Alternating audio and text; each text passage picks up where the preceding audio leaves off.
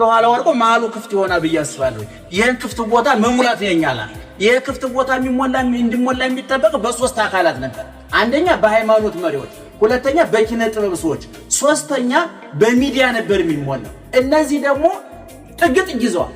የሃይማኖት መሪዎቹ ወይ መንግስት ማዕድ ባራኪ ናቸው ወይ ተቋም ማዕድ ባራኪ ናቸው። በመሃል ሲመጡ እግዚአብሔር አጣቸው እነዚህ ሰዎች በማናቱ ስራ ይስራ እግዚአብሔር። ስለዚህ መሃሉ ክፍት ነውና መሃሉን እንሙላ። አስታራቂ ሽማግሌ ይኑረን። እዚህ ሀገር ላይ በኦሮሞ ብትሄዱ፣ በትግራይ ብትሄዱ፣ በሶማሌ በሁሉ ቦታ ብትሄዱ እነዚህ ሽማግሌዎች እየጠፉ በሄዱ ቁጥር መሃሉ ክፍት እየሆነ በሄደ ቁጥር መባላት መጫረስ ነውና የሚዲያው ዓላማ በዚህ ጉዳይ ላይ ከሁሉም መንገድ በዚህ ጉዳይ ላይ ነገ አንድ ፕሮቴስታንት መጥቶ ቢያወራ፣ አንድ ሙስሊም መጥቶ ቢያወራ፣ አንድ በብልጽግና ፍቅር የከነፈ ካድሬ መጥቶ ቢያወራ፣ አንድ በህዋት ፍቅር የከነፈ መጥቶ ቢያወራ፣ አንድ በኦነግ ሐሳብ ሰክሮ የመጣ ሰው ቢያወራ እንዳይገርማችሁ። ነገ ስለ ሬቻ እንናገራለን፣ ስለ ጨንበላል እንናገራለን፣ ስለ እስልምና እናወራለን፣ ስለ ተዋህዶ እናወራለን፣ ስለ ሁሉም እንናገራለን። እንደ ኢትዮጵያዊነታችን እንደ ሃይማኖታችን መርጠን አንጠረን የጸናች የቀናች ከክርስቶስ የተቀዳች በሐዋርያት በኩል የፈሰሰች ከሊቃውንት አንደበት የጠጣናት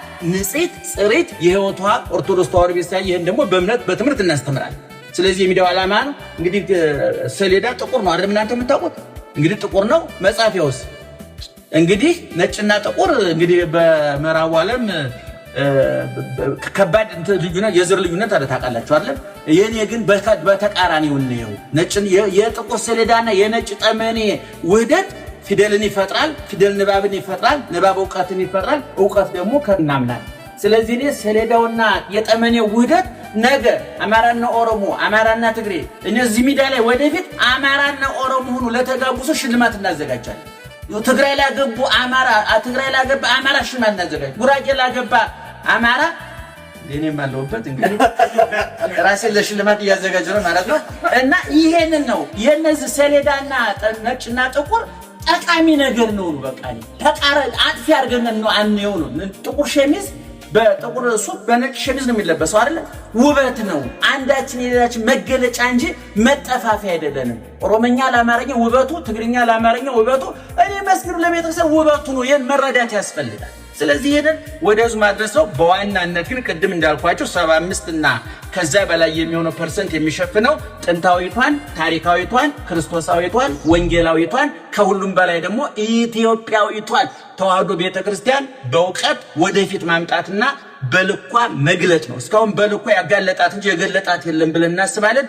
ወደፊት ግን እንገልጣታለን። ብዙ ሊቃውንት አሉ። ቀለል ባለ መንገድ እናስረዳችኋለን። ወይ ብዙ አለ። እንግዲህ ለማንኛውም ለዚህ ያደረሰን ዝክርና ምስጋና ይግባው። ይሄ ቢንያ የማንኛውም ፖለቲካ አድናቂም ናቂም ማለት ነቃፊም ደጋፊም አይደለም።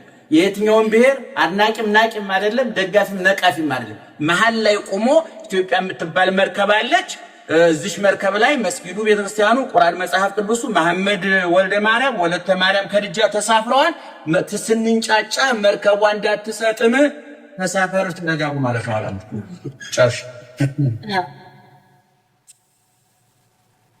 የኔታን እጅግ በጣም አድርገን እናመሰግናለን። እንግዲህ ስለ ሰሌዳ ሚዲያ ከዚህ በላይ መስማት ያለብን አይመስለኝም። ከባለቤቱ አፍ ሰምተናልና ዋናውን ደግሞ ስቱዲዮውን እንድንጎበኝ ወይም ደግሞ በምርቃት እንድንከፍት መምህር አጠገባችን አለ። አንጋፋው ጋዜጠኛ እሸቴ ያሰፋ ከፊት ለፊታችን አለ። ወንድም ሰርጸ ፍሬ ስብሐት ፊት ለፊታችን አለ። እነሱን አስከትለን ማይክ ነው የሚበጠሰው ገመዱ ወይስ ደግሞ ምን እንደሆነ ላይ ወጥተን እናያለንና እባካችሁ መጋቢ ሐዲስ የኔታ እሸቱ አለማየሁ እንኳን ደስ አሉ። ባለቤቱ እንኳን ደስ አላት።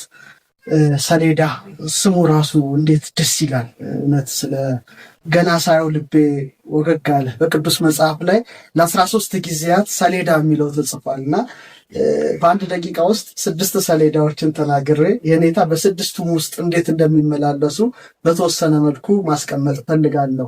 ሰማያዊ ሰሌዳ አለ፣ መላእክት የሚይዙት ሰሌዳ አለ። ለአባታችን ለሄኖክ በሰሌዳ ላይ ምስጢርን እንዳሳዩት ራሱ ሄኖክ ተናግሯል።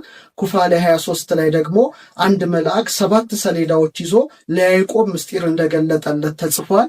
ፀሐይም ራሱ ሰሌዳ ተብላ ተገልጻለች። የፀሐይ ሰሌዳ፣ የጨረቃ ሰሌዳ በጣም ብዙ ነው።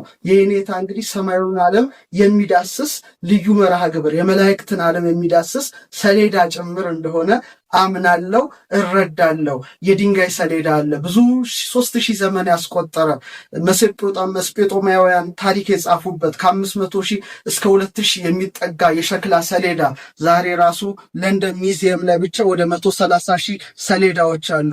እሳቸው የጠቀሱት ደግሞ ብላክ ቦርድ አለ፣ ነጭና ጥቁር የሚዋሃድበት ዋይት ቦርድ አለ። ዋይት ሆኖ ደግሞ ብዙ ቀለማት የሚጻፍበት ይልቁኑ ደግሞ ትልቁ ሰሌዳ እግዚአብሔር የሰራው የልቡና ሰሌዳ ነውና የኔታ በሁሉም ላይ መጻፍ ይችላሉ። በተለይ ጽላት የሆነው ልባችን ላይ የሚጽፉት የሚያስተላልፉት መልእክት ሁሌ ተቀርጾ የሚኖር እንደሚሆን አምናለሁ፣ እረዳለሁ። ከዚህ ሚዲያ ጋራ አብረንን የኔታ እንኳን ደስ አሉት፣ ደስ አሉት፣ ደስ አሉት። ክብር ያድልልን። መምህርን እጅግ በጣም አድርገን እናመሰግናለን። በወዳጅ መከበብ ሰማይ በከዋክብት እንደማጌጥ ማለት ነው ለሰውና የኔታ እጅግ በጣም ደስ ሊሎት ይገባል። ከዚህ በኋላ ደግሞ የምንሰማው በሰሌዳ ላይ የምናየው ነገር በታሪክ ደግሞ በሩቅም በቅርብም ስለምናውቃቸው ለኛም ድጋፋችን ስለሆኑ እውቀታቸውንም የት ድረስ እንደሆነ እኛን ገመግማቸዋለን። ለውስጥ ያዘለቅሶ ሰው አይችል ደርሶ